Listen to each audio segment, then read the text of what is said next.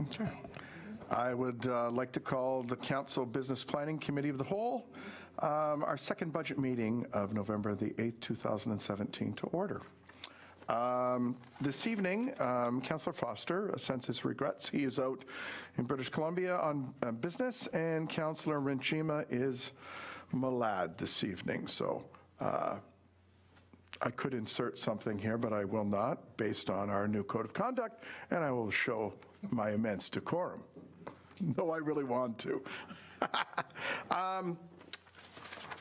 From staff, we have our effervescent Chief Administrative Officer, Michael Kirkopoulos, and also from Mike's office, we've got Carrie Beattie, our Senior Communication Advisor here tonight, and Mr. Paul Deaney, the Economic Development Officer, sitting in the back row, next to the lovely Rosalie Potter, our Manager of Revenue. We've got Mr. John Brown, Manager IT Services. In front of John, we've got Deputy Fire Chief, Mr. Bill Blake. In the front row, the aforementioned Ms. Carrie Beattie. And beside Carrie, we've got Terry Trewalla, Associate Director / Financial Analyst.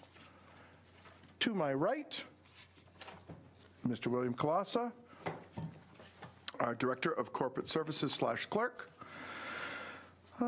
In the back staff row there, we've got Maria Brigantino, Director of Community Services, our Fire Chief, Mr. Greg Hudson, the Phantom in between again, and then beside Mr. Dave Graham, our Director of Public Works, and the lovely Kathleen Dale, our Director of Planning and Development, and also I saw our Chief Librarian, Ms. Jill Nicholson, come in. So, are there any declarations of interest this evening? I see none. Confirmation of the agenda. Do any members have any changes to the order of business detailed in tonight's agenda? Pretty straightforward. 2018 capital budget. So, we have no delegations this evening. We have no correspondence this evening. So let's delve right into the budget. At this time, I would like to turn it over to our CAO and our Director of Finance and Admin to provide a presentation to assist in guiding our 2018 budget deliberations this evening. Through you, Mr. Chairman, thank you for the opportunity to provide Council with an overview of our 2018 capital budget, as well as to do an operating budget introduction for Council this evening. Our agenda this evening, we're going to start with Council inquiries following our October 30th meeting, moving towards our 2018 capital projects review. We're likely going to take a pause there while we address any of the questions or any of the comments Council may have on capital. And then we are going to move into an overview of budget engagement results, an introduction to the 2018 operating budget, which will include an overview, as well as business drivers, trends, and metrics. And then we will hopefully move to next steps towards the end of this meeting in preparation for next Wednesday's continuation and real introduction into the 2018 operating budget. So Council inquiries, you've got some that have been printed off in front of you. I encourage you, and members of SMT are here this evening to answer any of the questions you may have regarding the Council inquiries. We'll stop after each one of them, and Mr. Chair, turn it to you, I think, to take any questions Council may have, should they have questions on any of the report backs that we've got. The first one is our outstanding capital projects. There was a question by councillors on October 30th that looked at which of our projects in 2016 and 17 had been delayed. And so we've got a list for you over the next 2 pages, as well as the information update that you've got a hard copy of, that look at both the ongoing projects, in addition to the rationale that's beside those projects, as well as the projects that have been delayed but are still moving forward, which we've categorized as deferred. If Council wants, we can go through each one of them, or if you've got specific questions, we can address the specific questions through SMT. Councilor McPherson. Thank you, Mr. Chair. Just a question for clarification on the Jordan Village Improvement EA study. So assuming we're successful in getting the appeal through and getting a favorable result out of that, and assuming that happens fairly quickly within the next 30 to 90, or 60 to 90 days or so, how does it work with budget monies to create an RFP? Through you to, Through you, Mr. Chairman, we're going to let Director Graham answer that question. Thank you. Through you, Mr. Chairman. So what we're going to do is once we get through the EA process and get a favorable result on that appeal, which, 30 to 90 days, we're going to go to the next phase of the project, which is a detailed design stage, which we already have an existing budget to utilize for that process. So we're hoping to do the detailed design work next year so we can start getting ready for preliminary preparation for construction in 2019 with utilities. through you, Mr. Chair, so RFP or design generally would take the best part of a year to complete? And my question is really, I don't want to wait another year. We've been pushing this thing for 15 years or however long this thing has been on the books, well before I came on the scene here. And, I just don't want to lose, especially if we're going to win an appeal, we need to get moving, in my opinion. So that's my concern. Should be no surprise, that we're gonna then wait another 12 months to do an RFP. I mean, if we could do an RFP in 6 months and get going, beautiful. But, so, through you to the director. Through Mr. Chairman, so our biggest goal is once we get the EA study completed, that's a major accomplishment for the town because that sets the framework for what's going to happen there. And then we follow right away with an RFP to get detailed design underway. We're looking at, you could do that between 6-8 months. And really the end result of that process is to be able to have a construction document that we can then go to market with. So by all means, as soon as we have the green light on the EA process, we're going to move fast on getting the design process started. Okay, I'm good with that, and we'll stay on it. And I think maybe too, Councillor, I think the bigger question too is we can approve all that and make sure it's shovel-ready and ready to go.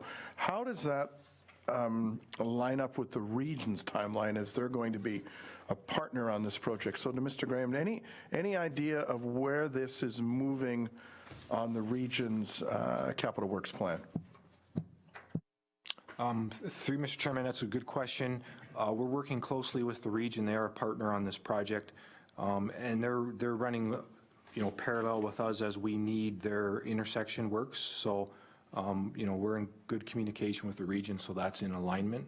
Okay, so you're not worried about them pushing the project off. They're going to be aligned with us, so when we're ready, they're ready. That's fantastic. That's encouraging news. Councillor Thompson. Yeah, thank you, Mr. Chair. Through you to Mr. Graham, along the same line, just wondering if there is ever any opportunity to start processes of putting together the RFP prior to full completion of EA so that we're actually ready to launch the minute it happens. And I don't know if that's a normal policy to do that or not. Through Mr. Chairman, yes, it is definitely. I mean, we're trying to do our best to get prepped for the 2018 program in advance, so we can start working on draft RFP documents so they are ready to go once we have a green light on the EA results, for sure.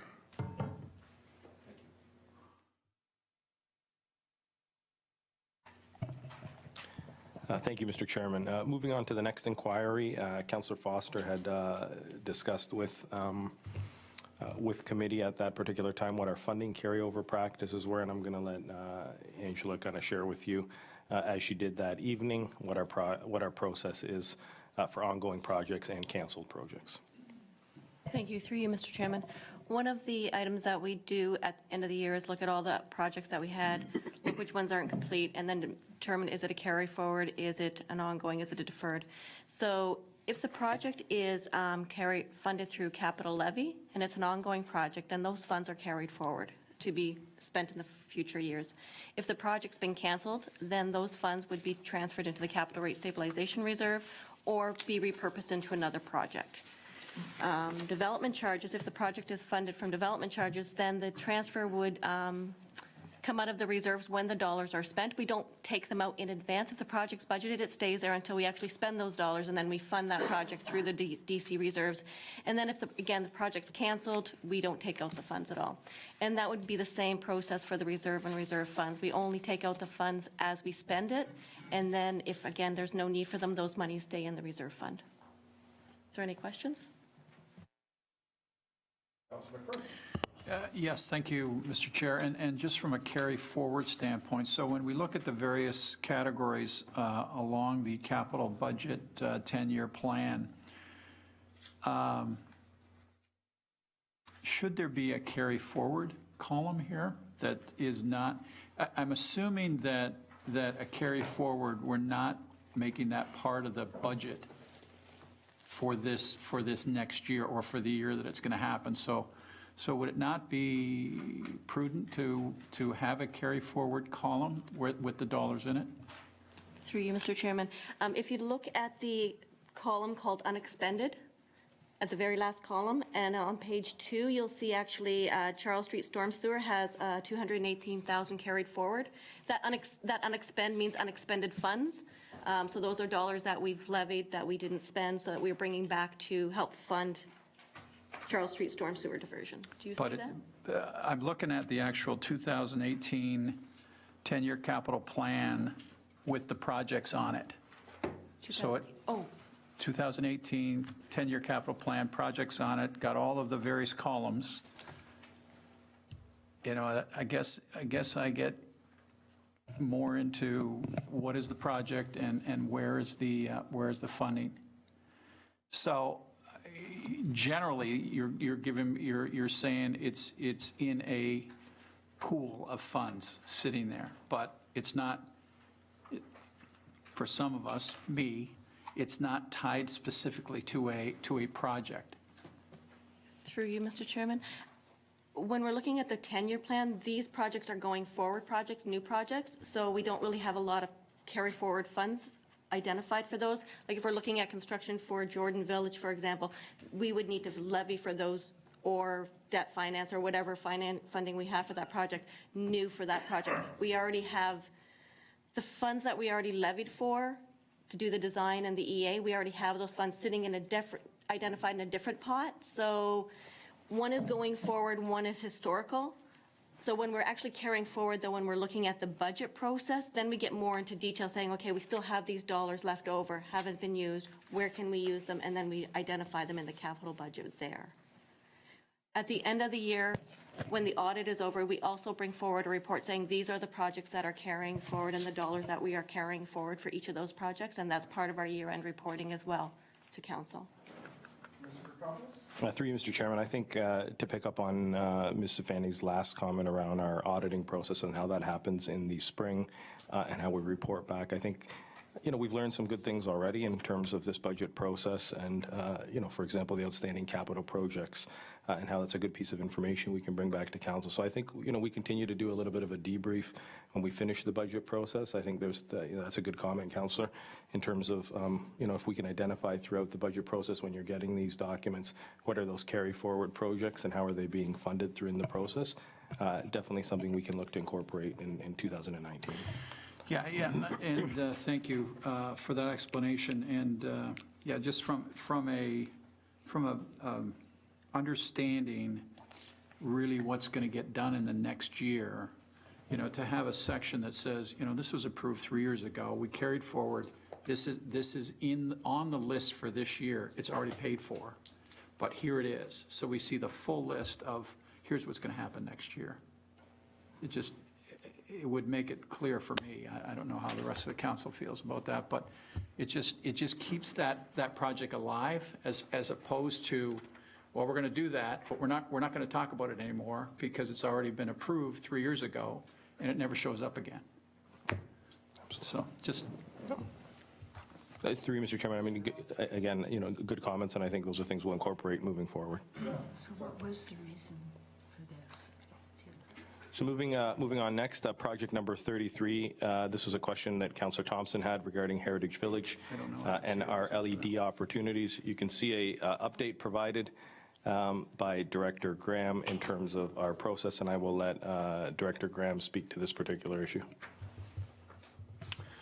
Thank you, through you, Mr. Chairman.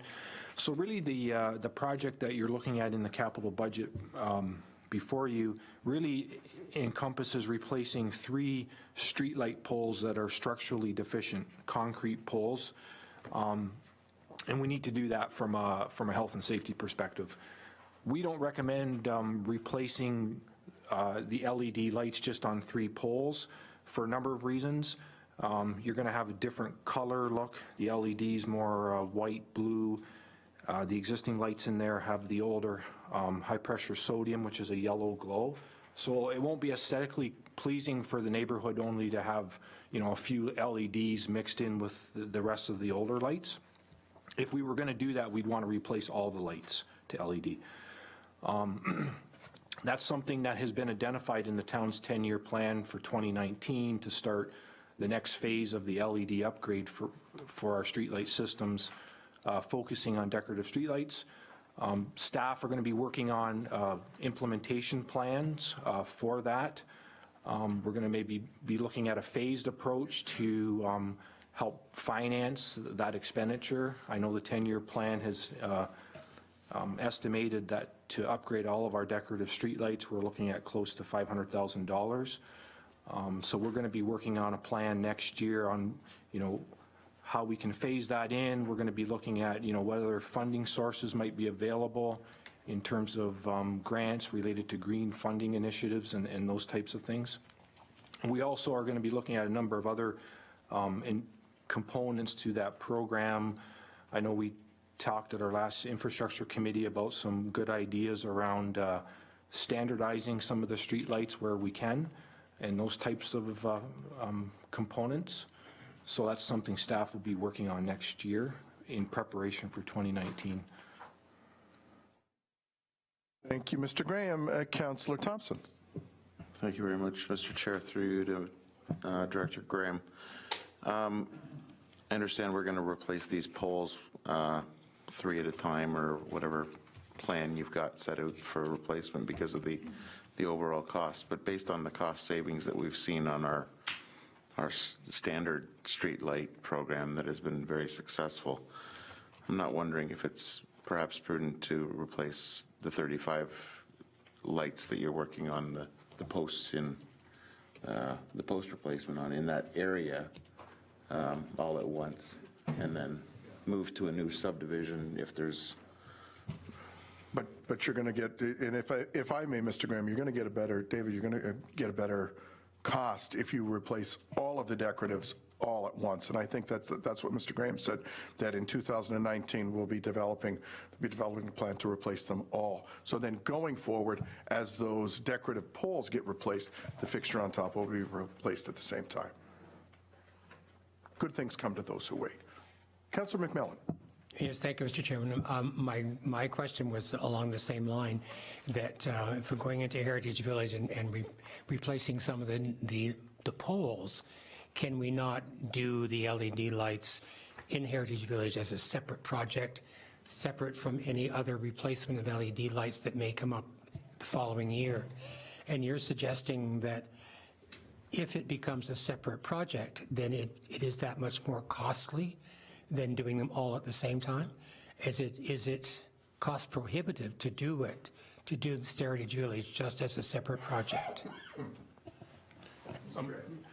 Through Mr. Chairman, what staff's suggesting is that we do a larger phased program, do more lights say over a 3-year period. Like the town has almost 300 streetlights. So what we're looking at is more economies of scale if we do, a phased program. Heritage Village, I would suggest, would be part of our phase 1 program because they are older streetlights. We want to focus on those streetlights within the community that are, older in terms of their life cycle. But we would suggest doing Heritage Village with more lights. That would be our recommendation at this point. So, Mr. Graham, then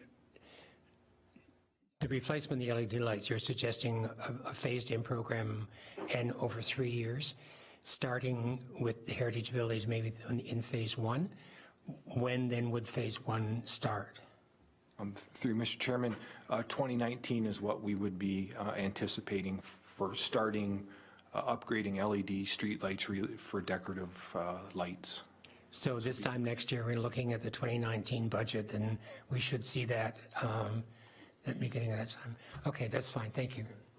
Councilor McPherson. Thank you, Mr. Chair, and we did have a very lengthy discussion about this at the Infrastructure Committee meeting, and it was a significant cost to replace the decorative lights across the town. And the payback, I think, was about 20 years, whereas the LED lights that we did, the payback was less than 5 years. So the discussion was more, we need more work on this. We need to really look at what are the potential rebates, how's the technology moving, and really we were putting up a caution, not a stop, but a caution to say we can't move forward on this with really any decorative lights until we find out how we can reduce the overall cost or get a better payback, which is basically the same thing. So, to say tonight that we're going to do something in a 2019, I think is premature. I think we're really talking about getting that information back and really then making a decision, okay, now it's a 10-year payback or a 12-year payback. Okay, where do we start? Do we start with an 8 light section of town, or do we start with the downtowns, or where do we start? So, I think that's where we were in our discussion at infrastructure was more, oh my goodness, this thing is going to cost us a fortune, and it's going to take forever for a payback. The first LEDs were a no-brainer. I mean, it was 4 or 5 years and we were done, so that's what I recall from that discussion. Thank you. Yeah, and to that too, Councilor, I think part of the point too was we've got a number of different decorative LED fixtures. So I think Mr. Graham that evening too, his staff was going to go back and he had mentioned it in his synopsis this evening, maybe looking to standardize some of these. So if we have, standardized LEDs for the downtowns and standard LEDs for the neighborhoods like Heritage Village, Victoria Shores, of course we wouldn't have the Fairgrounds development replace those right away because it was just done, less than 5 years ago. So those ones are still good, but on the timeline as part of the bigger thing. And I think, and I think too, if you're looking for cost savings, that's the whole crux of the decorative fixtures is they cost more. So your payback, I don't think isn't going to get any better. The only way it's going to get better is if we did standardize those and we were able to bulk buy on a few of those lights. So, Mr. Kokopoulos. Through Mr. Chairman, I just wanted to add, I think, all good comments that we've heard tonight. I think it shows we've got some work to do in terms of coming back to you with a business case. So the interim, this is a very modest, small expenditure in order to get those decorative streetlight poles replaced in Heritage Village, get them functioning for what will likely be a few more years before we can come back with a more robust plan. Yes, thank you, Mr. Chairman. And just in relation to that discussion that was held in the infrastructure committee meeting, I think that was in October. there was a motion that was passed by the committee and then ratified by council, and that motion read that the LED lights in Heritage Village would be considered for the 2018 budget. So I'm assuming then that because of the wording of that motion that would be considered for the 2018 budget, that's what the discussion is now, so that motion is valid then. It's not, that motion is not being ignored. Mr. Chairman, no, I mean, I wouldn't interpret that it's being ignored. I think, the discussion will ensue and we will determine, I think, what is a cost-conscious approach to moving forward with the ultimate goal of LED replacement in Heritage Village and beyond. And that's important to state because, well, we had a resident from Heritage Village in the audience at the time, and the motion was passed that it would be considered. So we have considered it. Yes, ma'am. Moving forward, Project 17 and 18, Fire Department apparatus replacement. The chief did send out an information update to members of council, and there are some highlights here, and I'll let the chief very briefly touch on those. Thank you. Through you, Mr. Chair. I just want to briefly update, addressing the question that was posed by council at the last meeting with regard to it. It seemed like there was a vehicle replacement just about every year. And in fact, if we look at our fire department fleet, we have 15 major pieces of apparatus in 4 small vehicles. So over a 20-year cycle, it is averaged at almost 1 vehicle per year. And we're actually bound by a number of different requirements in terms of when we have to replace our vehicles. The large apparatus, such as the pumpers and that kind of thing, are really our lifeline in terms of providing service and in providing safety for our firefighters. If we have an unreliable vehicle, it not only jeopardizes the response aspect of it, but when you think about some firefighters inside a burning building and the pumper conks out, then that really puts those firefighters at risk. So there's a number of pieces of legislation and standards and so on that really govern the replacement of fire apparatus on a timely basis. Some of the information as to why we have the number of apparatus that we do was covered in the fire master plan that was presented to council in 2015. And so, I would encourage council to have a look at that again if you wish, and if you need a copy or if you have any questions, I'd certainly be able to, or happy to answer those for you.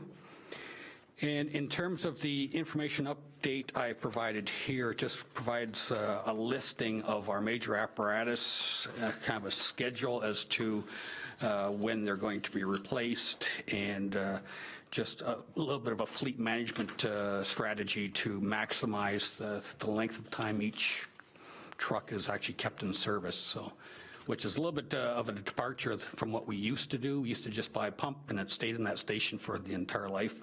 But now we're trying to optimize its life and shift things around a little bit just to maximize efficiency. If there's any questions.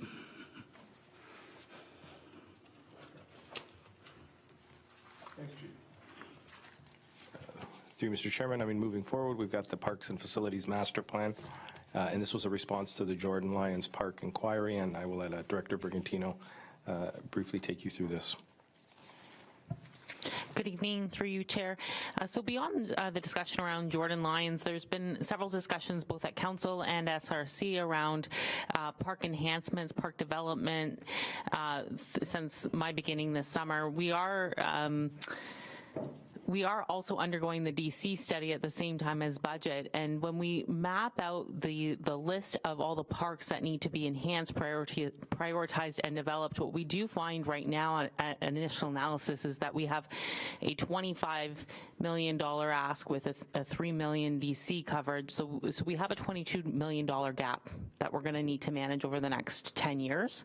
And so what we're suggesting is that we do undergo the Parks Master Plan exercise so that we give council the data and information that you require to make good decision making in the next term of council and the terms thereafter, so that we can align the facility program services needs with the community needs to spend those monies enhancing the right properties, to redevelop the right properties and include the elements that are desired by the public and that council approves to be the essential elements in a strategic way throughout the town so that we capitalize on resource and finances. So we are suggesting that in order to make good decision making, that town staff do undergo the exercise of the Parks Master Plan to give you the proper information you need to make good decisions.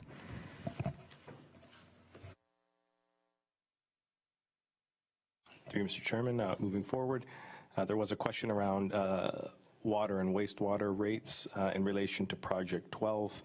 And so it touched on a couple of things in terms of just the sustainability and what was approved last year around water rates, as well as briefly the water meter replacement program. Director Graham has provided a very thorough update, as well as the presentation from the September 13th committee meeting. And can add anything that I may have missed there and take any questions.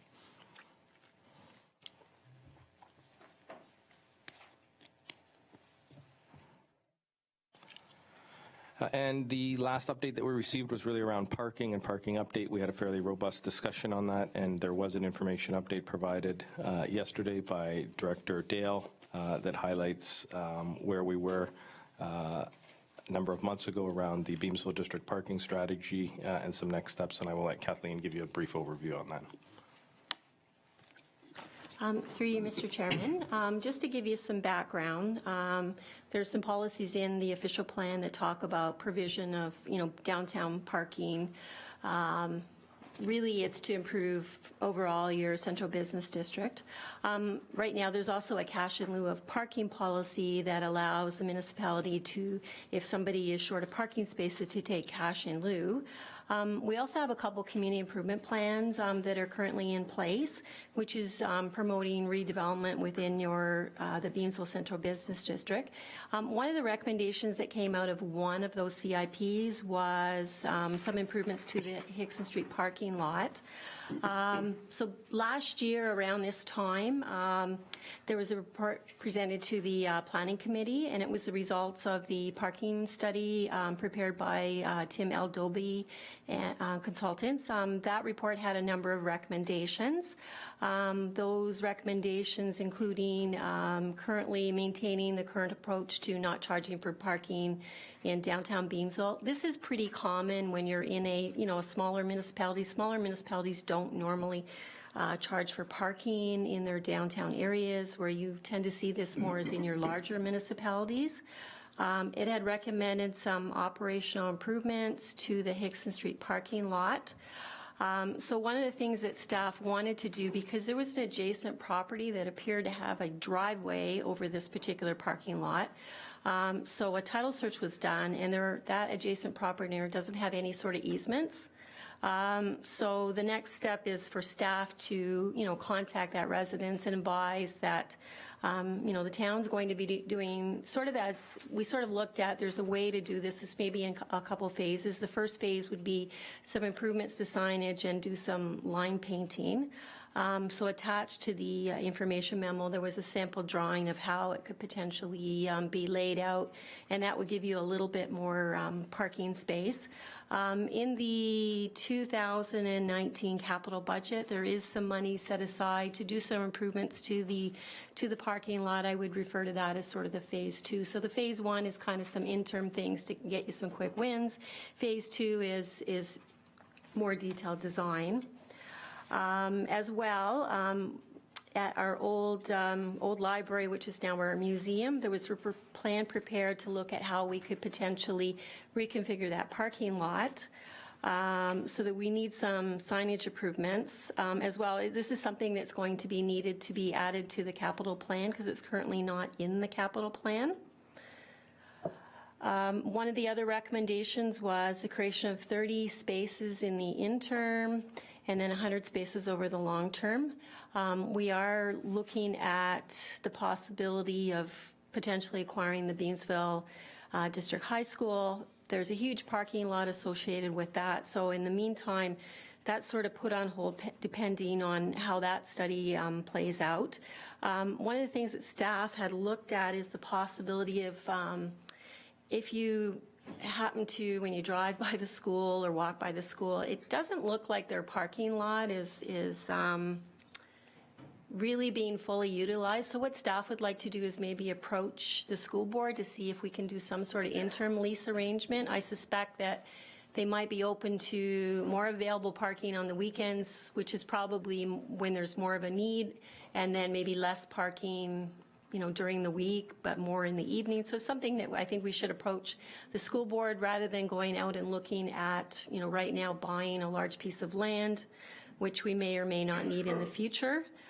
Staff are also working with the owner of the No Frills Plaza regarding some potential upgrades because they've got some underground parking there, which is not fully utilized. The town was successful in getting 3 additional spaces on King Street between Mountain and Hickson Street. The other recommendation was that we update this parking study on an annual basis, so it's almost a year old, so we'll take a report back to committee in the first quarter of next year. In regards to one of the recommendations is, properties come up for sale, that council look at it and see if it's appropriate for parking.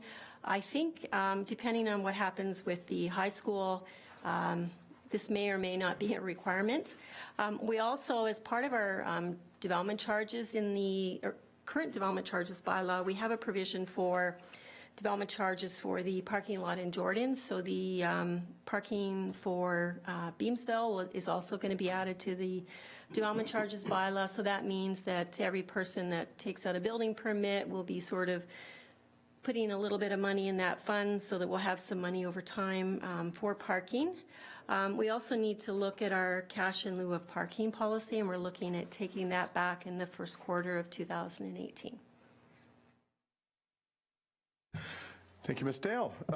Councillor Thompson. Thank you, Mr. Chair. Through you to Director Dale. She mentioned building permit charges, fees for parking in Jordan and in Beamsville, but I didn't hear anything about Vineland. Is that going to be included in that? Ms. Dale. Through you, Mr. Chairman, there has been some discussions regarding future parking in Vineland. Right now, the town does have some parking in Vineland. It's probably just not in the right location. So should some possibilities arise where the town is able to acquire maybe some lands on King Street, there is potential for the existing parking lot to potentially be sold and pay for that.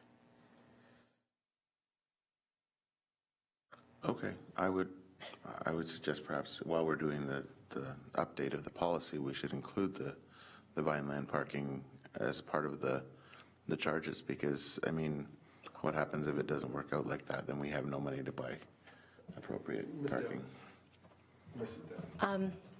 Through you, Mr. Chairman, just a clarification regarding development charges. When you, I guess it's probably something just before we finalize the development charge bylaw, we'll take another look to see whether we do need to expand the amount of parking in Vineland, so that potentially could be included in the development charges bylaw.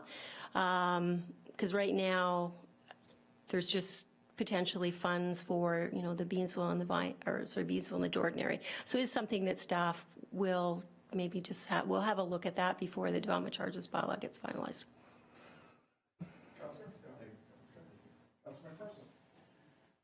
Thank you, Mr. Chair. And I have had a number of conversations with our CAO and I think Paul Deaney, since we had our first budget meeting, and I think this is a good start. I think that we are certainly trying to find our spots within the downtown to establish parking.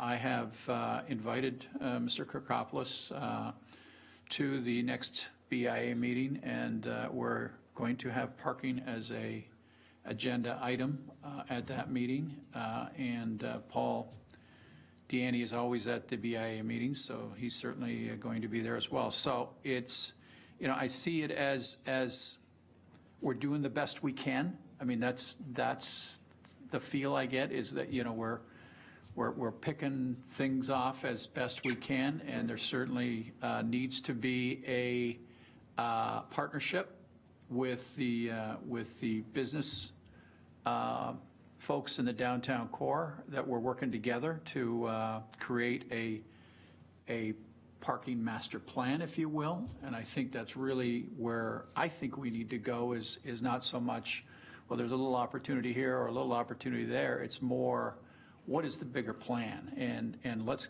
get it, and maybe it's a 5 or 10-year plan or a 15-year plan, but let's get a plan. I don't necessarily think BDSS is the total answer to the downtown parking. I think you're still going to need some closer to downtown, on the other side of downtown. I think you need good access to downtown from those parking spots. It's not, you know, walking around the block and getting to downtown. So, as I said, I think this is a good start, and I think we're addressing the need early on, but I would push for a on-purpose plan. If that comes out of this report that Mr. Dobby did, okay, but, you know, I'm thinking it's probably more specific to where, what's it going to cost us, how are we going to do it, and what timeline. So I thank the CAO for spearheading this over the last few days and creating a 2018 plan, and we will engage the BIA to get their input to where we're going. Thank you. Mr. Kirkopoulos. Through you, Mr. Chairman, just a brief comment in that, you know, I think the first step really is to sit down with the BIA, answer some, I think, very specific questions, to also meet with some of the business owners specifically, because I think, you know, there's an opportunity there as well, and definitely come back with an on-purpose plan and ensure that, you know, working with our planning staff, that we come back with a proposal on how this rolls out in the longer term. Thank you, Mr. Chairman. And in these discussions, it's very important that we do look at the East End as well. It's not a Beamsville parking problem, but it's across the town. And we have said so many times, it's like a broken record, that the redevelopment of downtown Vineland is a catalyst for so much to happen in that area. And parking will just be one of the many offshoots of that redevelopment, because we will have the road prepared like it was supposed to be, like the road is supposed to be in the middle of the downtown, and there will be the on-street parking that will be available as well. So it's important that has to be included as well. Yeah, you're so right, Councillor, and Councillor Thompson raised that. I mean, with the, you know, the development commencing in Prudhome's shortly, we want some of those people, and that was the, you know, that presentation of the you know, the entire square using Victoria Avenue up to King Street and across and down to Jordan. We want to encourage those people to come about. So, you know, we had talked about, you know, the parking in Vineland, talking about, you know, the parking lot on Victoria Avenue may not be in the right spot, but if something comes up and land is able to be flipped, then we would look at that. You know, the issue in Jordan with the finishing off of the EA and the 19th Street and the parking going in at the fire hall, and that should hopefully solve that problem. And then we've got the, you know, the framework of a plan here, you know, to solve the issues in Beamsville. There's, you know, some low-hanging fruit here that in 2018 looks to, you know, be garnered with working with partners, be it the school board, be it the BIA, you know, to potentially gain 100 spots. And that would go a long way to solving the issue and working together. And then, Councilor McPherson, like you said, develop a strategy, develop a 5-year or 10-year plan. And I think Mr. Kirkopoulos has heard that, and, you know, we'll be coming back with that plan that where we can put some capital dollars aside and then solve the parking issues throughout the town. And then, Councilor Timmers, through your guidance, we'll tackle Camden if there's parking issues up there. I don't think we have any up there right now. Fantastic. Okay, so Let's mark that on the chalkboard. No issues. Mr. Kokopoulos. Thank you, Mr. Chairman. So moving forward, we are now going to get into the 2018 capital projects review. This is a slide that you've seen before, really summarizing the approach we took, an overview of just under 11.6 million in capital projects for 2018. The projected impact from a levy perspective, 1.3 million, or a 2.6% increase, which equates to about $36,000 as is laid out in our policy. And then just from a scope perspective, our overall asset replacement value being $380 million. As we shared with you at the last meeting, major investments around transportation, roads, and on the environment and safety side around water and wastewater. Moving forward, quickly, the focus is, today in terms of where we can, make some changes potentially will be around those that have levy funding, and I think we shared some of that information with you as well. We continue to take a holistic approach in terms of all assets, both hard and soft infrastructure. And I think one of the things that we've done and tried to do and will continue to do is more accurate design, costing, and making sure that we take that particular approach when we are looking at projects moving forward. We demonstrated, and I think we've shown you how we're looking at project category by service component to align much more with what residents want and how residents want to see the information, and definitely taking a resident and end user focus versus departmental. So the 34 projects are highlighted here for you. Our next step is really to turn it over back to you, Mr. Chairman, to go through and answer any questions council may have, and to answer in more detail anything that maybe isn't clear in the detailed capital budget sheets. Okay, thank you, Mr. Kokopoulos. Before we start with this, Councillor Thompson, you have a question. Yeah, it's actually in relation to some of this stuff, so it's fine. If I could ask through you to the CAO to comment on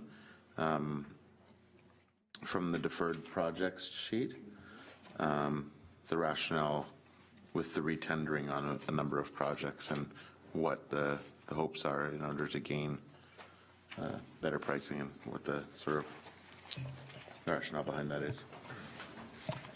Through you, Mr. Chairman. Now, why don't I let Director Graham, answer that question. If there's any other additional comments, I can make them as well.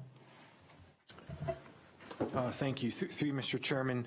So the intent from staff is to, and as you noticed from the summary, where we have projects with the reference retendering.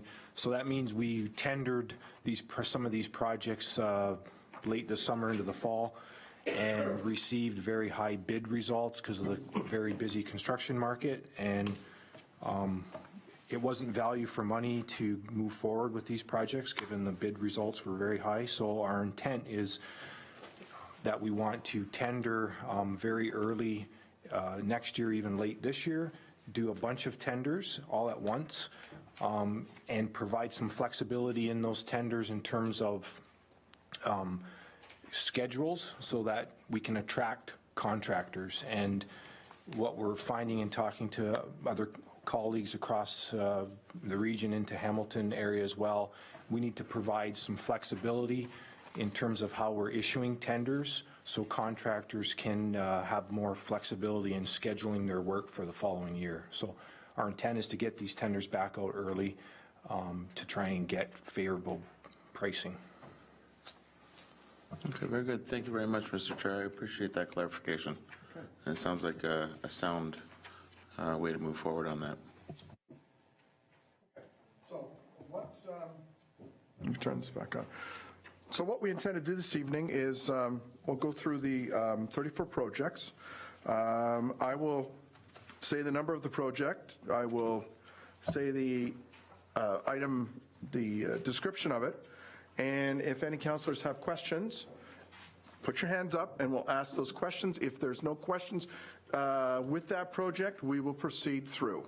And if everyone's in agreement with that, let's start with project number 1. So project number 1 is the IT hardware. IT equipment life cycle, our workstations and devices, Lothroom hotel workstations, and the Lincoln Center. Are there any questions, councillors, with respect to project number 1? Okay, I see none. Project number 2, technology update. Computers, laptops, and terminals. Any questions? Councillor McPherson. Through you, Mr. Chair, not a question, more of a comment or a suggestion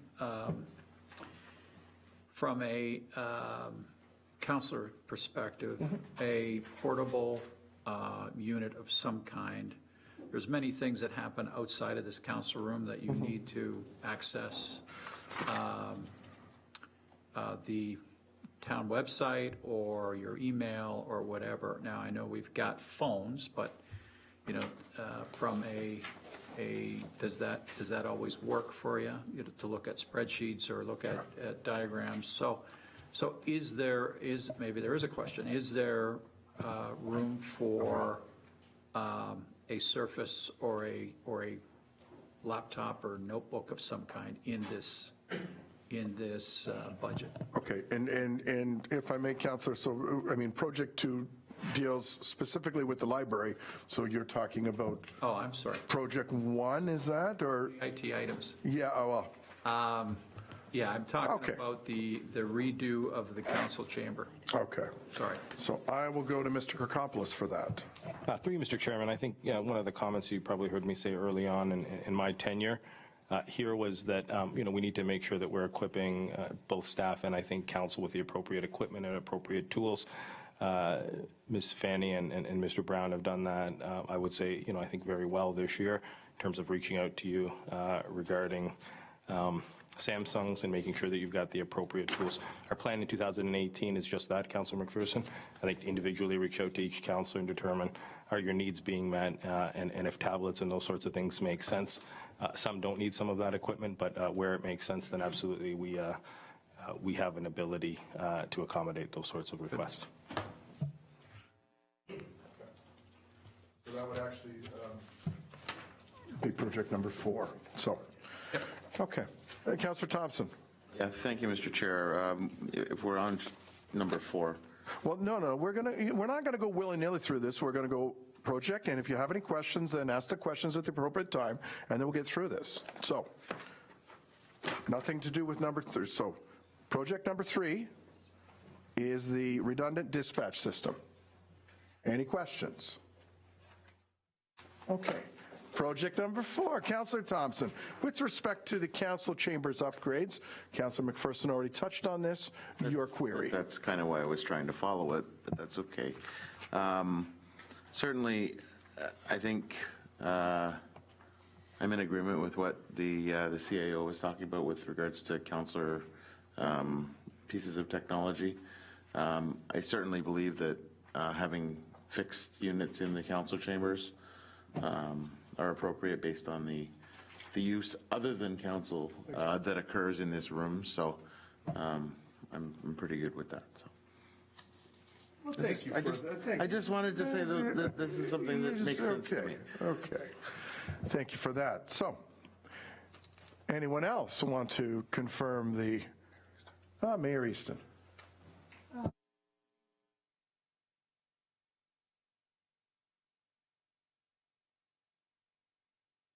I think the hardware is going to have to be sorted out. I would hope that there would be other and additional choices depending on what councillors need.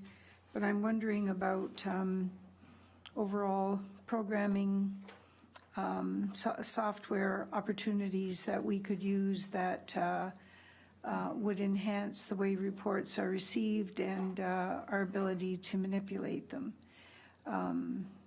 I think it's been very helpful that we have different mechanism, a choice now in terms of how to open reports. But I have spoken recently to the CAO about having references readily available to councillors in terms of appendices. where you are dealing with a report and there may be 4 or 5 historical documents that relate to that report so that you don't have to go hunting for it. And it makes your, your assessment of your package for whatever meeting you're dealing with much quicker. So I didn't know whether those things were being included.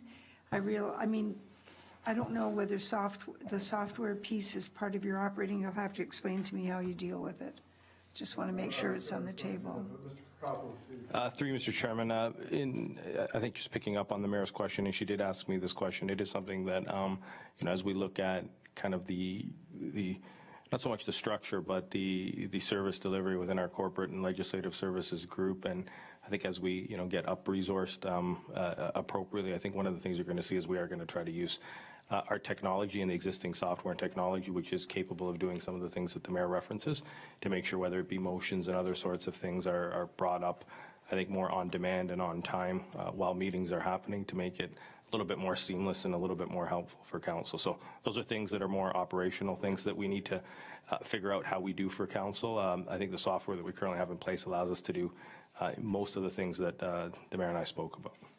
And Mr. Chairman, I have a question, and I believe this comes under number 3, the redundant dispatch system, and it's come to my attention. I did ask this question at the last meeting, that I wanted to see some up-to-date information on what was happening with radios, whether that includes the dispatch system, I don't know, but I've been advised that there is an approach that's being taken on a regional basis, that we're not included in that.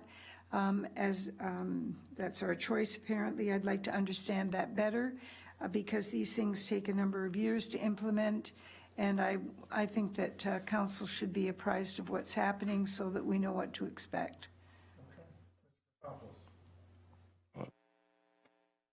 Sorry, through you, Mr. Chairman. I think the mayor's referencing police is moving to a digital radio system in terms of the way they're providing that particular service. I think it is something that the chief has been engaged in as it relates to fire services. That is not a model we're moving to. I can say that the chief can answer any more detailed questions as to why we're not moving in that particular direction and why he and I think the group of chiefs that the chief sits as part of are not moving in that particular direction. Put aside the cost prohibitive nature of it, and I think the usability of the system for the needs that fire has is also a concern that the chief had, but I will let Chief Hudson maybe add anything. Thank you very much. And Mr. Chairman, through you, I'm not expecting an answer tonight, but I would like to understand this better, just because of the way the information was brought to my attention. Thank you. Councilor McPherson, did you have a question? I saw your hand with respect to... Quick one, very quick one. And just with regards to the cameras, so allowing viewers to interpret body language and facial expressions currently lost by the current system, that's a good thing. From a delegation standpoint, will these cameras then allow for Cogeco to see the face of the person? Well, in other words, will Cogeco tie into these cameras that we've got and create, for our viewers, the face of the delegation instead of the back of their heads? Thank you, through you, Mr. Chair. The intent at the end of the day is going to be to replace Cogeco. Cogeco's been slowly clawing back their agreements with neighboring municipalities. The cost prohibitive nature of sending a cameraman to meetings is becoming a burdensome on Cogeco itself. What we would do then is we would provide our feed to Cogeco for them to upfit with graphics and the subtitling, and then that would be what we would see on your Channel 10 feed. Good, thank you. Okay, so project number 5, Benton Hall washroom upgrades. Okay. Project number 6. Turn that back on so you can hear me. A new operations service center / yard rationalization review. So this is with respect to Beamsville District Secondary School. Okay. Number 7, Town Hall roof replacement. And again, as we go through these two, remember which ones are funded through reserve and reserve funds, and the ones that we can really impact are the ones that are funded through the capital tax levy. So having said that, project number 8, the Vineland Station number 3 design. Councillor McMillan. Thank you, Mr. Chairman. I have some serious questions about this particular project and why it is in the plan for 2018. I think it is premature. The part of the report talks about response times to new developments, and that's part of the risk of not doing it. However, the development, and I would assume they're referring to the Prudence development, that's still being put off for another year. That's not going to start until 2019. It's going to be several years before a build out, and several years before we're really going to need a fire hall that's going to service that development. So why do we need to do this now? Why can't it be deferred until 2018 or the 2019 budget? Rather than now, because this also includes $100,000 in tax levy. I think that the project is premature and should be removed from the 2018 budget. Through you, Mr. Chairman, I'm going to turn that over both to, I think, Kathleen and Chief Hudson.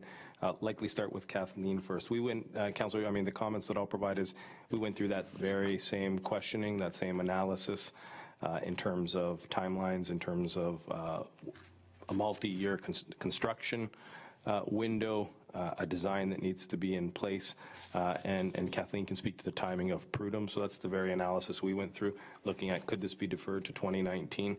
I think what we came back with, and again, Director Dale can give you the highlights of where Prudhoe is that cognizant of a construction window and design needing to happen, and that being in collectively about 3 years, that we will be in the position where development will be happening at Prudhoe, and so this aligns with that. But I will let both Director Dale and Chief Hudson make some comments.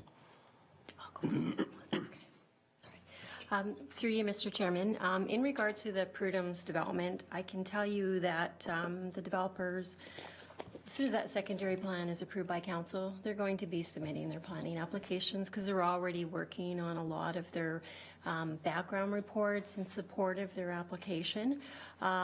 So to go through their planning process, that's probably 6 months. Then they're into a subdivision agreement process, 6-9 months.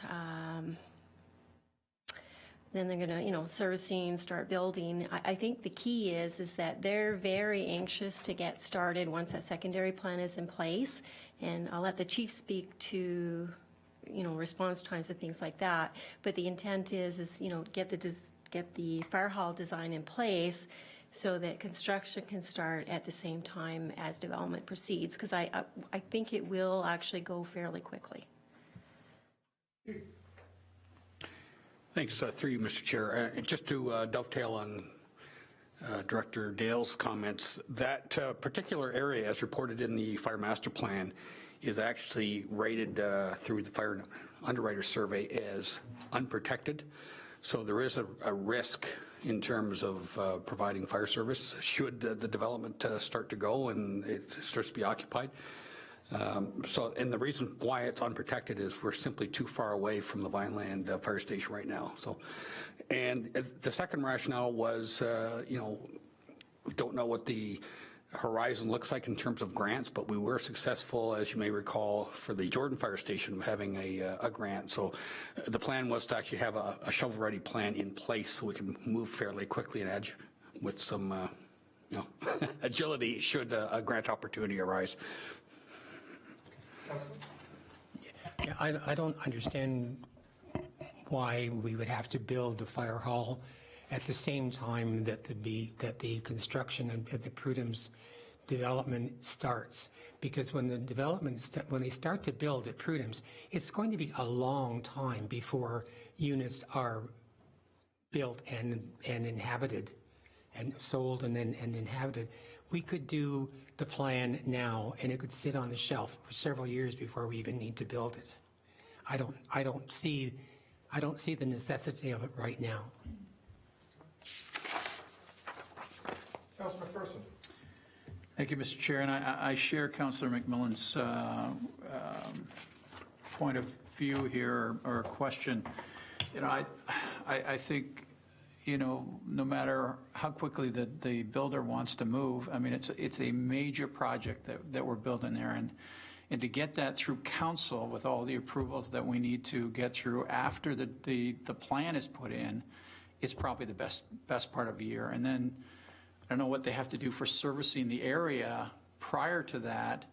I mean, we're really talking about, I think before anybody starts living in there, it's going to be 2 or 3 years down the road. So that to me allows us some time, especially this year when we need some of the money. I guess the other question I've got here is the cost of the design.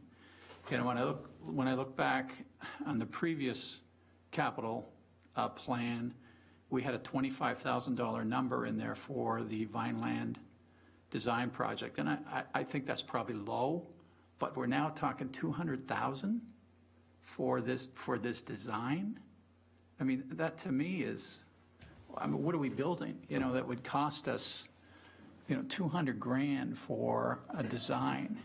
So I certainly support the councilor's question around timing, and I would think that it's going to be some time before the facility is actually needed with people in Prudhome's.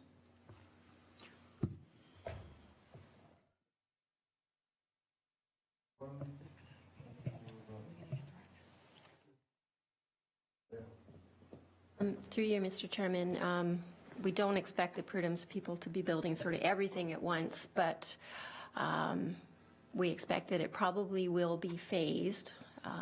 So if they do their development in phases, there is a potential that some of that development, people could potentially be moving into some of the homes in 2 years. There is that potential. Councilor Timmers. Thank you, Mr. Chair. I totally echo Councillor McMillan and Councillor McPherson. I think this is really premature. I don't think there's a hurry. This is a lot of money on the capital tax levy.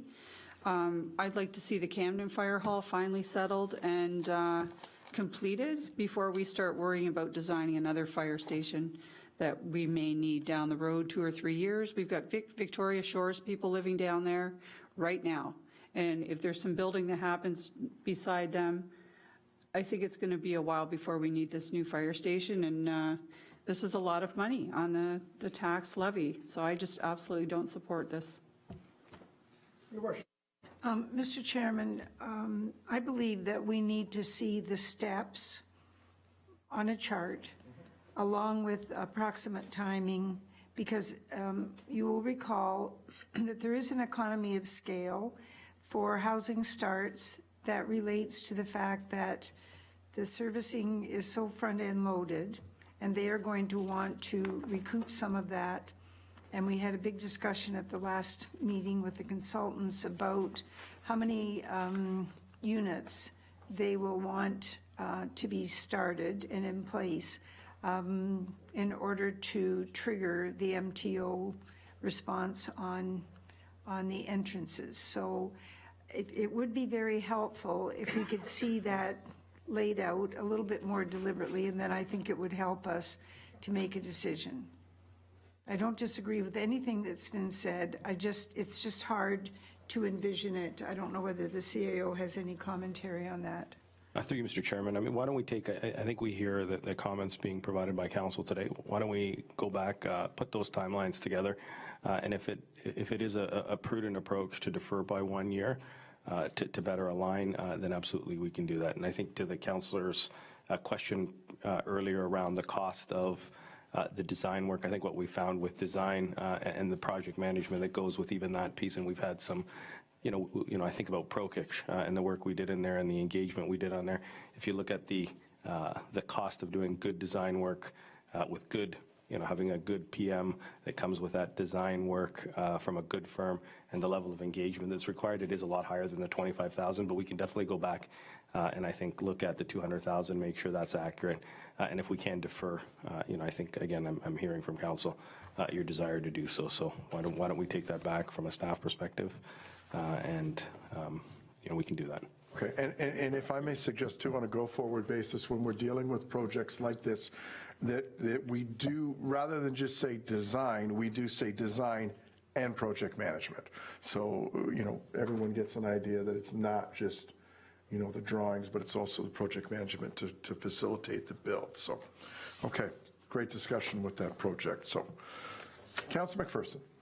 I'm not sure where you're going with that. So you're saying that this would contract out the designer to build the unit? No. What are you talking about, project management? You need to help me through that. Through you, Mr. Chairman, so I think if we use, I'm going to use the Prokich as a good model, the individual that helped us facilitate that conversation while it was an arrangement we had with Mr. Lozani. If we were to look at that type of service, that type of work, there's extensive management pieces with it other than just the drawing. We want to make sure we've got the right engagement. We want to make sure that we're talking to the community, that whatever we've got in place is not just a design that's brought forward. So I think what we're seeing is the design element, which incorporates some of these other additions, often goes beyond just the drawing piece, and I think we're seeing it come in a lot higher than it is. But I think, notwithstanding all the comments council may have this evening, I think we're going to likely go back to the table, look at the timelines, and if we can defer this by a year, absolutely, we will do that. Yeah, thank you, Chair. Through to the CEO.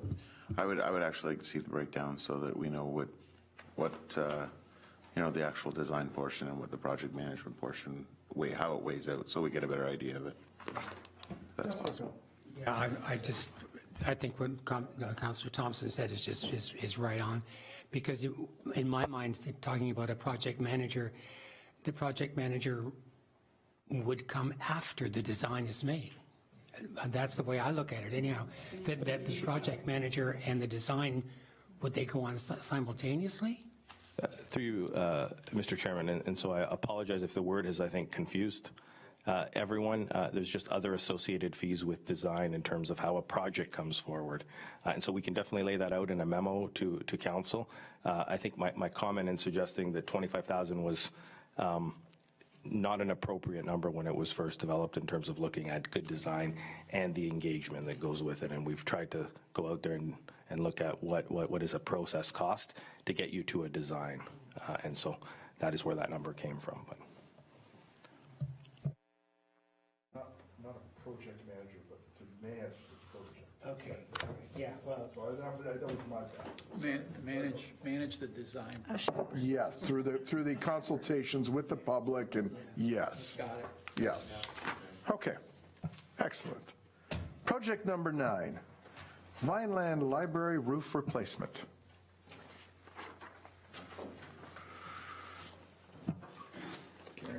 Carry on, okay. Project number 10, and these are bundled, so the 2018 fleet equipment replacement needs. Forge ahead, okay. Okay, Mr. Chairman. Yes, your worship. Mr. Chairman, every time fleet comes forward, we start getting into the weeds. I do not care what is being purchased. I expect that the staff will identify what they require.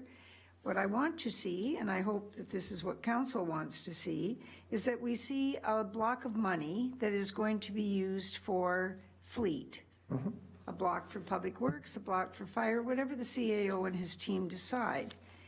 The details of all of these things are of no value to council whatsoever. These are decisions that need to be evaluated by staff, and I think we just waste our time, and it's an invitation to get into the weeds. So I keep talking about this. I'm trying to help everybody move to more of a policy-driven agenda here, and now it's coming up again.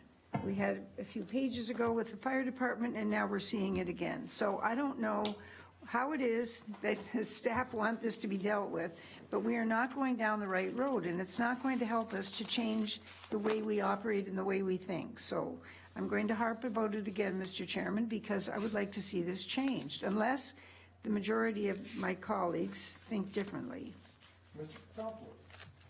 Through you, Mr. Chairman, duly noted, and you won't be in a position to see this presented this way again. So I'll make that commitment to you. Councilor Brunei. Thank you, Chair Patrick. I agree completely with the mayor. We've gone through this too many times, and just recently we had a number of discussions where we were talking about buying equipment that we had already approved 9 months in advance of that, and we're sitting here wondering why the trigger hasn't been pulled. So I agree with the mayor. Let's get out of the weeds. If we've got SMT that are telling us, based on what Chief Hudson has already said, we got fire equipment that needs because we're mandated. We need to get out of the way on that. But I do not want to be sitting here a year from now hearing in reports that we're over budget because of the U.S. currency and stuff like that. Hopefully, we can manage all this behind the scenes appropriately. So I agree with the mayor completely. Thank you. Project number 11, the Queen Street Sewer Upsizing Design Review. Okay. Project number 12, the water meter replacement and AMR installation. Councillor Thompson. Thank you, Mr. Chair. I'm quite okay with the allocation as an earmark, and I'm confident the staff's going to be working towards determining what the best way to move forward from a end game sort of standpoint is on this. So it's a good thing we're not, buying on January 1st. So, yeah, so I'm very pleased by that. So there'll be more information coming, obviously, from other sources as well. So, thank you. Thank you. Okay. Project number 13, Friesen Neighborhood Water Main Design. Project number 14, the Second Ave Water Main Design Replacement. Project number 15, the Victoria Avenue Water Main at QEW Crossing.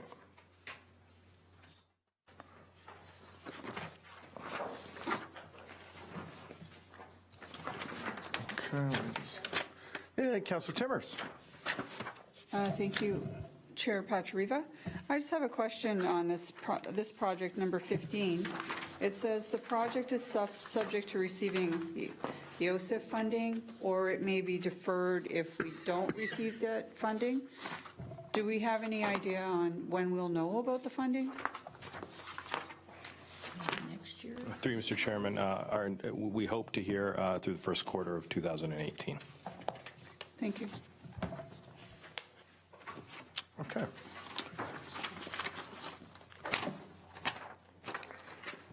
Project number 16, fire emergency equipment. Your worship, is this another weeds item? What number are we at? Number 16. Just a moment. I'll let you know. I just think that we should try and clean this up. Of course it is. Okay. Mr. CEO, duly noted? Duly noted, Mr. Chairman. Excellent. And I would say number 17 is along the same lines. Yes, Mr. Chairman. And 18. And 18. Okay, number 19, the Mount Osborne Columbaria Pilot Project. Anyone? Okay. Great idea. Fabulous. We saw that a couple years ago at AMO. Councilor Timmers. You're just moving too fast for me, Mr. Chair. I don't have any real problem with this. I just had a comment. I just think this is a really great idea. We're running out of room up there, and when I saw this come forward, I was really pleased with it. So I just had that comment. I wanted to Thank you, Councilor. express that. Thank you. Councilor Brunet. So just very quickly, just one comment. I agree, let's not get in the weeds, but throughout the year, we have many good conversations at committee levels, i.e. about disposal of fleet. Yes. So the only comment I want to make is I know that we've talked about this. I hope that those comments have been duly noted so that when we go to look at the replacements, that we are looking outside the box and not doing the same thing year after year after year, because we've talked about potential opportunities to get greater value for what we might think they're worth, and I hope we explore that. Thank you. And before I go to Mr. Kirkopoulos too, and I just, would like to say that we're purchasing a number of vehicles here, and it doesn't matter what department they're coming from. Let's bulk tender that. So let's get 6, and it kind of dovetails with that. Point of order, sir. You're in the Weeds? I'm in the weeds? Okay. You're in the weeds. Oh, I'm sorry then. Mr. Chairman, the intent isn't to just let this thing go out and they're not, Mr. Kirkopoulos knows full well where I'm coming from on this. The idea is for the staff to do the evaluation that they do every year and to make the purchases accordingly. If there is money that is not going to be spent, then that information should come to us at some point before the end of the year, because clearly there's either a good reason for it or there's no good reason for it. It's like the doors on the fire station. I thought that it was an urgent item. Obviously it isn't. The work isn't done. So there needs to be an explanation if approved money is not going to be spent. Maybe this is not a good time to talk about that. Maybe this is a discussion for finance and administration. But our job right now is to identify buckets of money to be spent. And I think the staff know what they need, and they've been doing for the last 3 years a very good job of justifying it. So now I think it's time to loosen the reins a little bit, approve the money, let them spend it, see what kind of policy has to be put in place in order to make that work in the best way possible.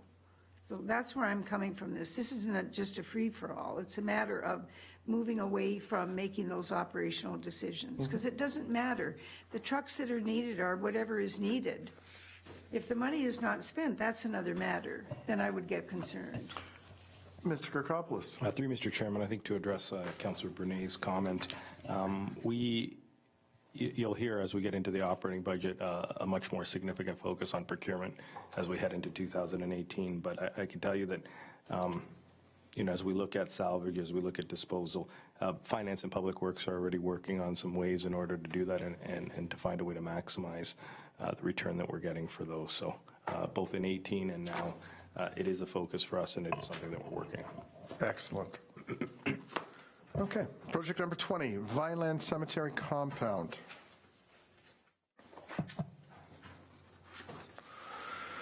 Project number 21, Ashby Park Enhancement Design Phase. Councillor McPherson.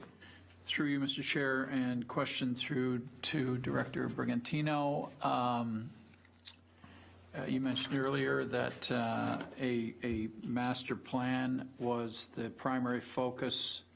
So question is, does that get completed before we do any kind of design work on individual parks and or add things to individual parks? Through you, Chair, to the councillor, yes, the recommendation would be that we complete the master plan. The master plan will help us to prioritize parks and enhancements and facilities, and then we'll bring forward appropriate requests. These capital sheets were based on the current prioritization that has been done without the master plan.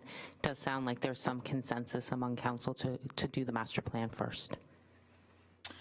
Thank you. And through you to the director, so timing for the master plan, do you think that can get done next year?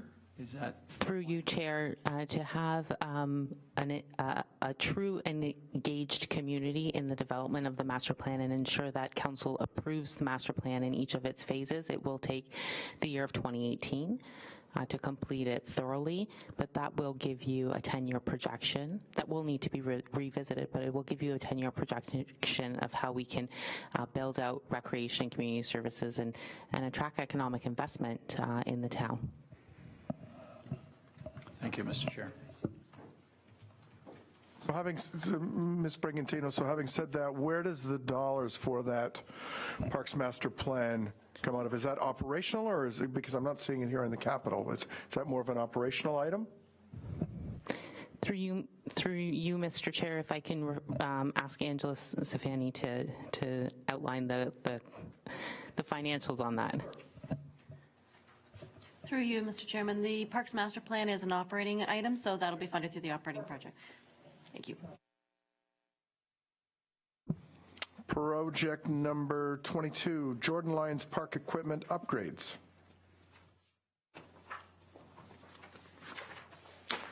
Okay, project number 23, skateboard park construction.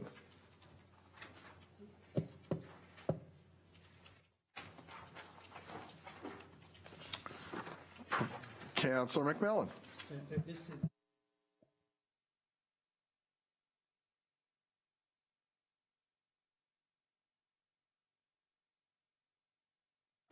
Through you, Councillor McMillan, through the chair, this is a portable skateboard park. It has about a 10-year asset life. It is meant to serve as a pilot for the town to figure out the usage of the park, the community responsiveness to the park, and also to support youth engagement initiatives and opportunities within the town. In 2015, there were a group of youth who brought forward a request to council. Council approved the development of a skateboard park, and there have been fundraising efforts ever since 2015. So it is an economical way for us to support local youth, but also test and pilot if we in fact need a permanent structure within the town.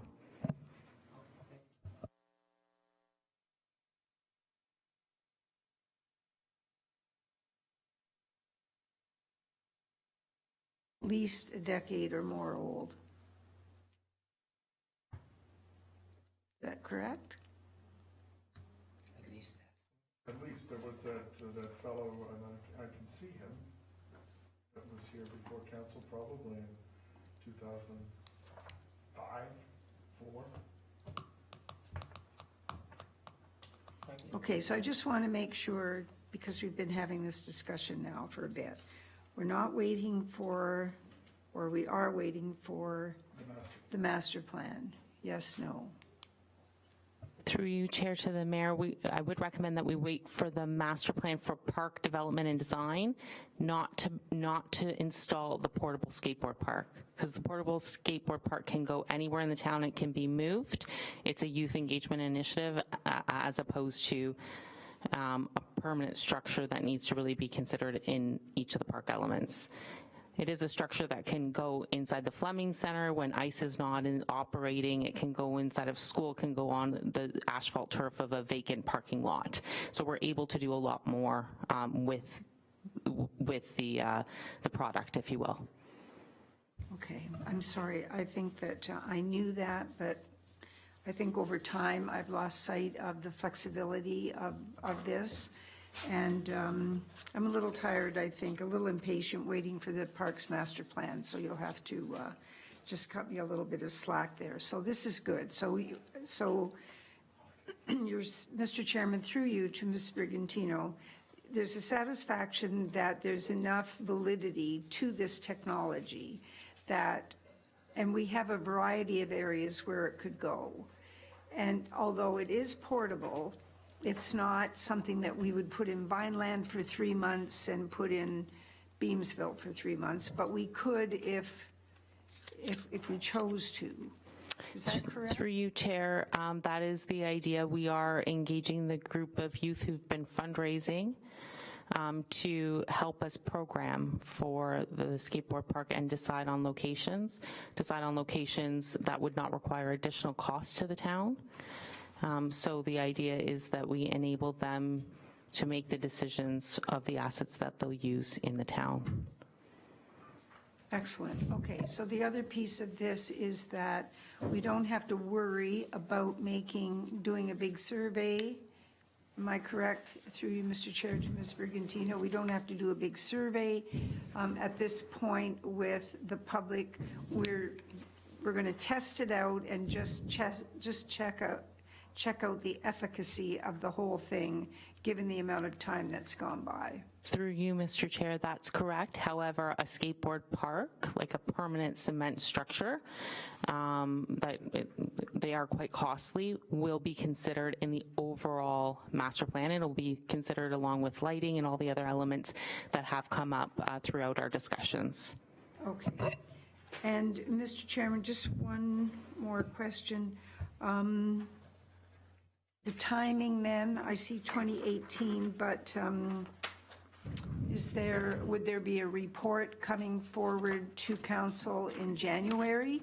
That would be a pretty well fleshed out approach. What is your thinking? Through you, Mr. Chair, we could likely bring a report forward in February to SRC, since the first SRC meeting is currently scheduled for the first week of January. So, and we are engaging youth to help develop the plan. So I would anticipate by the first quarter of 2018 for us to have a plan, and for, should council approve, that this could be a spring-summer initiative.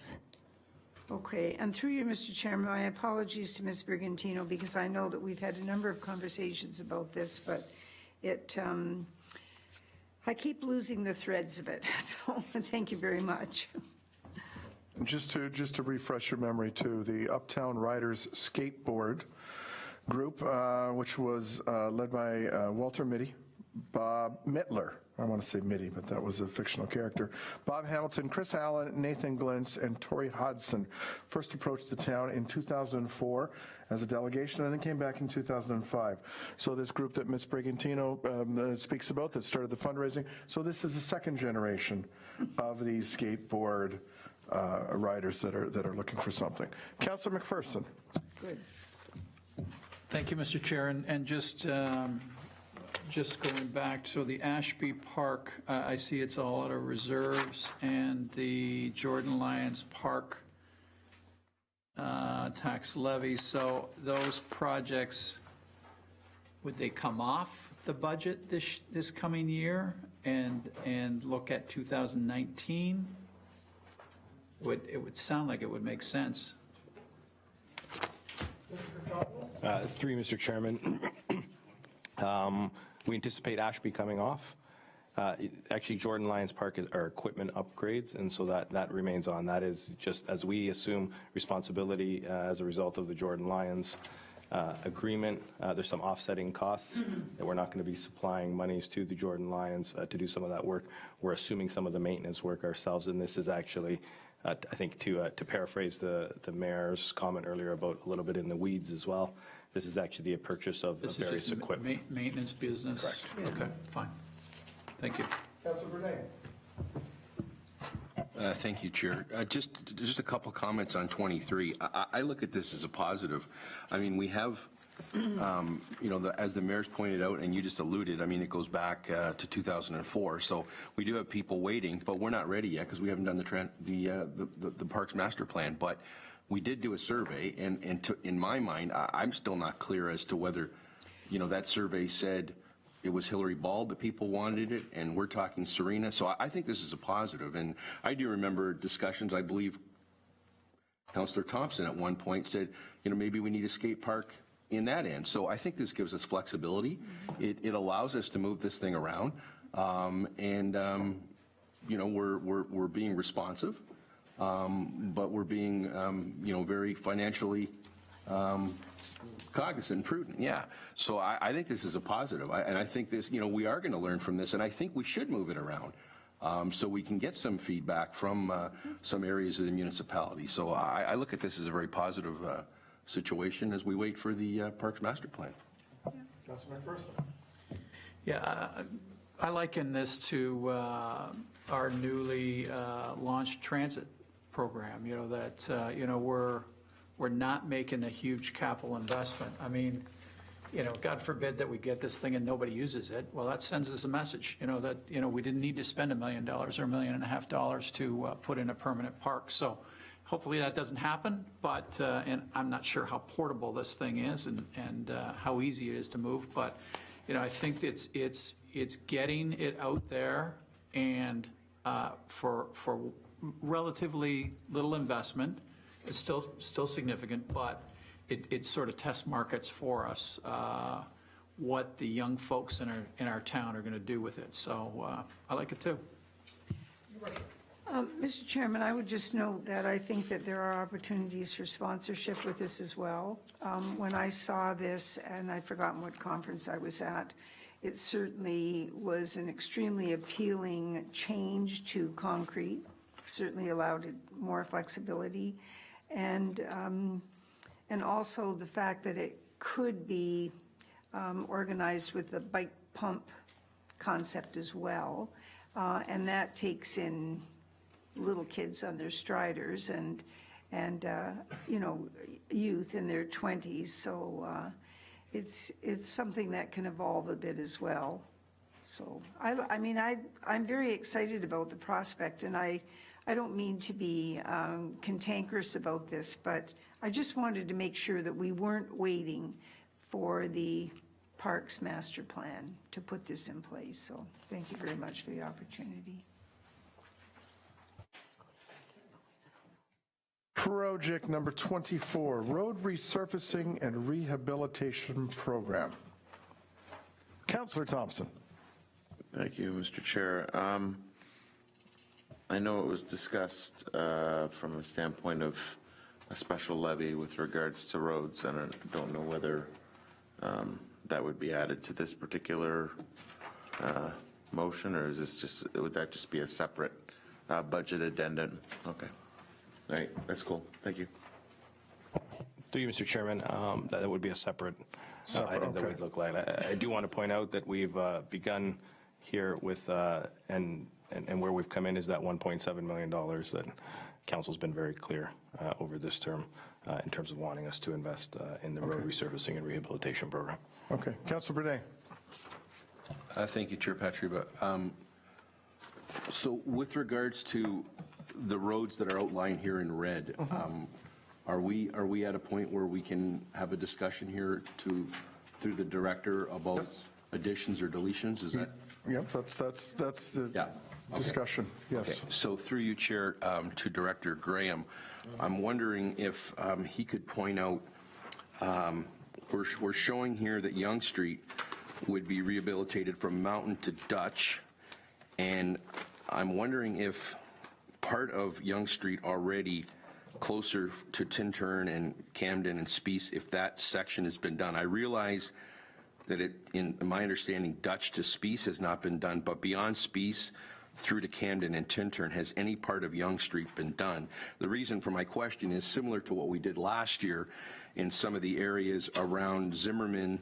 You know, rather than coming back a year later and doing one small section, we completed that whole quadrant. So through you, Chair, I'm just wondering if Director Graham could tell us if parts of Yonge Street beyond Spies have already been rehabilitated.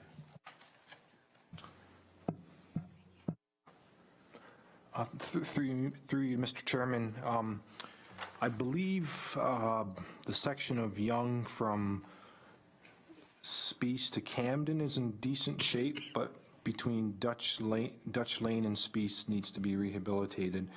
I believe in 2019 we want to do more of Yonge Street in that direction. But again, I think it's a good comment that Councillor Bernay has brought forward. What we could do, we could put it as like a provisional road. There's those options when we do the contracts. You know, that's an option as well. If we have good tender results, we can always extend our limits, and it would make sense in this area because we are going to be there with equipment. Thank you, Mr. Graham. Councilor Timmers. Thank you, Mr. Chairman. Through you to Mr. Graham. I'd also like you to look at the section of Camden Road South, partway down Fly to the Moyer intersection. It's in very poor condition. I know it had some patching along the sides, but it's broken and there's a lot of potholes happening. Again, I'm getting calls on it. So if we could look at that stretch. Do you want me to show you? It's from Fly, Camden Road, north, partway to Moyer, the Moyer intersection, right here, this section. Mr. Graham? Through you, Mr. Chairman, Yeah, we'd be happy to look at it. One comment I might just make, though, there's development proposals that are being considered on Camden, north of Camden, that utilize Camden Road North. So we just want to make sure we don't do anything prematurely with the road upgrades. Are you? Okay, okay. Okay.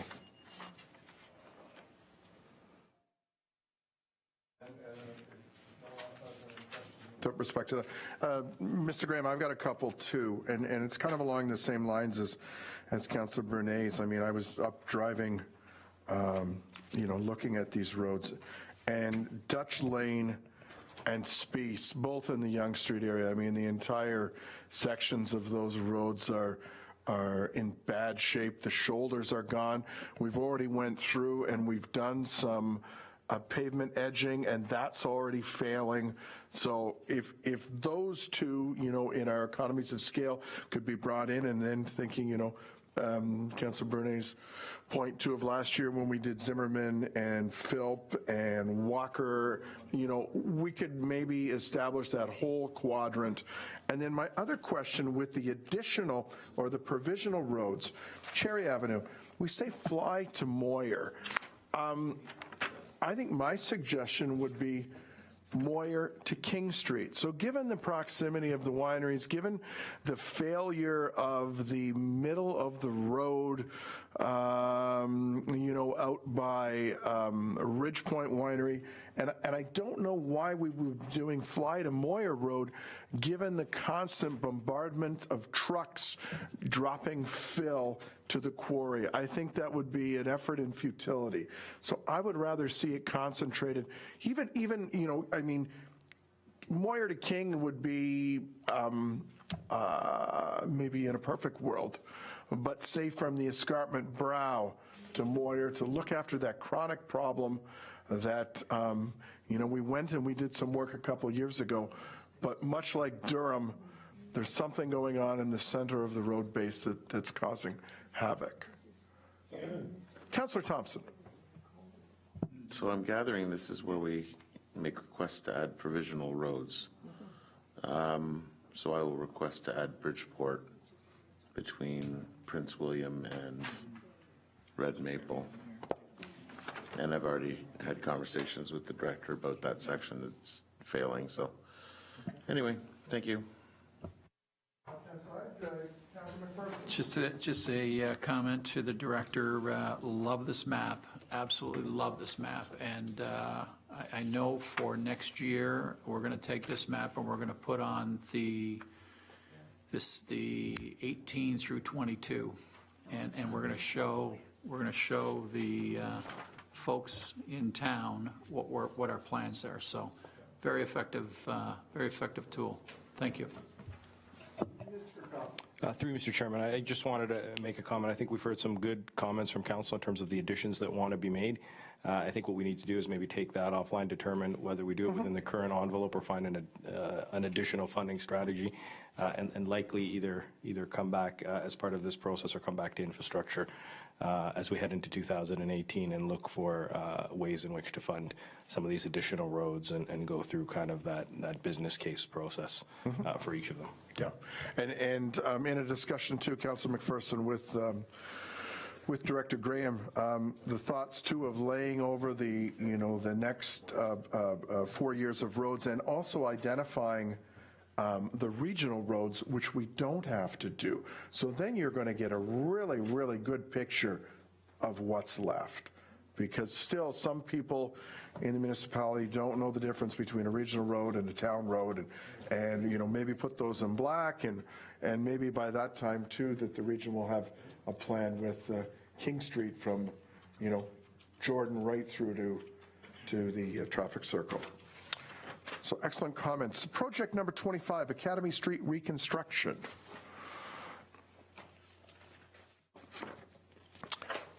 Project number 26, the Go Bus Stop Sidewalk.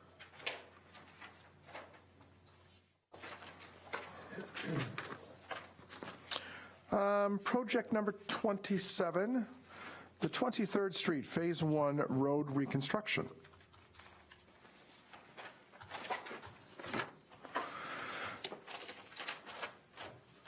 Project number 28, the Frost Road Bridge removal.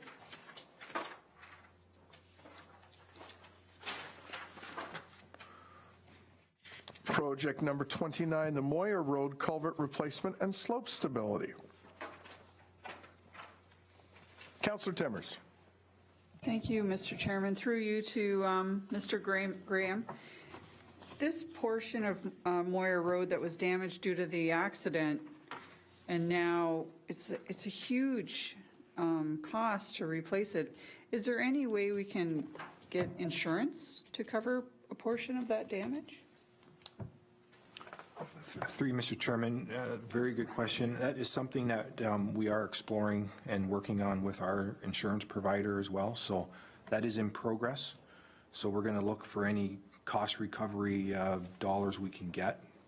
We don't have a position yet or any more real detail, but we are pursuing it. Okay, very good. Thank you. I was not present at infrastructure when that was discussed, so thank you. Okay. Project number 30, the Elizabeth Street shovel-ready preparation.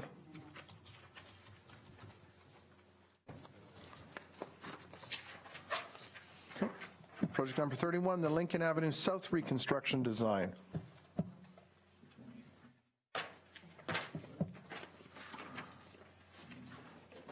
Project number 32, the Red Maple Bridgeport reconstruction design.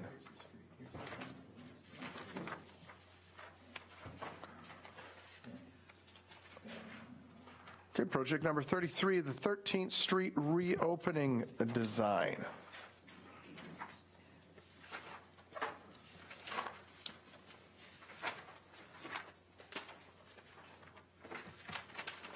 Is everyone caught up?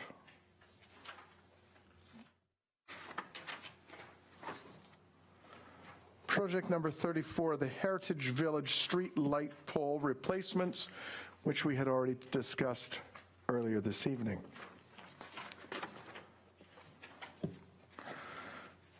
And last but certainly not least, project number 35, the Charles Street storm sewer system diversion.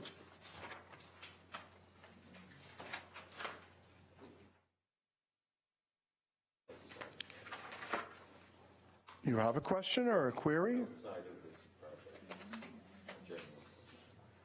A general question. I will give you the levity to ask your general question, Councillor Thompson. Thank you, Mr. Chair. In and around the Moyer Road culvert thing and the fact that it was an accident that has caused damage to our infrastructure, from what I understand, if you take a guardrail out on the QEW, you receive an invoice for that. Do we have any ability to make that kind of thing happen in this kind of case? Because, I mean, it's one thing to replace something because it's failed over time. It's a complete another thing based on something else, another action of somebody else. Mr. Colassa. Through you, Mr. Chairman, that is exactly what we are attempting to do through our insurance, our insurance adjusters, is pursue the party that is been involved in and is responsible for the situation. So we are attempting to do that. Okay, so if I might, Mr. So we have to actually go through our insurance company to do that? Whereas the MTO will just send you a bill and say, tough luck, here you go? Through you, we have to collect the funds ourselves. We do have the services, not of an insurance, we don't use our insurance company for that, but we have an adjusting firm that does investigations on our behalf, that does do the follow-up through the police and all the other agencies to do that sort of collection for us. Okay, thank you so much, Mr. Kloss. I appreciate that.